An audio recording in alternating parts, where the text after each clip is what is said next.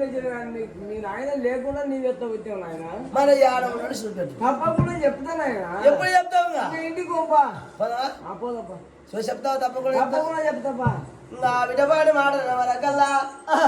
రాముడా అరే తప్పకుండా చెప్తానేనని వరకు ఇంకా చెప్తాది మా అమ్మ చెప్తుంది అనుకున్నాడు నువ్వు ముందర పోతావా ఇంకో ముందర వచ్చి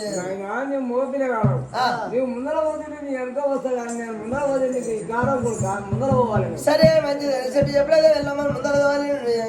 రాముడు ముందర పోతున్నాడు ఇంకా ఎల్లమ్మ వెళ్ళేస్తాడు